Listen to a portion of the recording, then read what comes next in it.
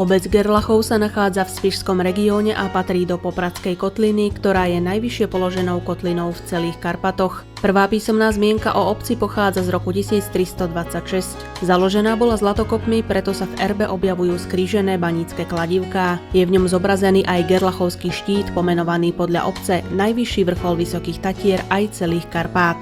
Najvýznamnejšou historickou stavbou je väža románskeho kostolíka z 13. storočia.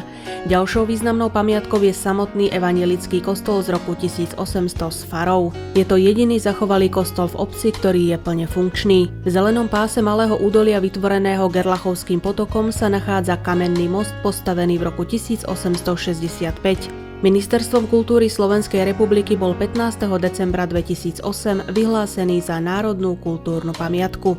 Na miestnom cintoríne je spoločný vojnový hrob vojakov, ktorí v októbri 1944 havarovali pri lete nad Gerlachom na pomoc Slovenskému národnému povstaniu. V obci sa nachádza malé miestne múzeum nazývané Gerlachovská izba. V okolí sú kvalitné bežecké trate využívané v zime aj v lete a cyklistické chodníky. Existuje tu veľa možností ubytovania v súkromí aj v malých penziónoch.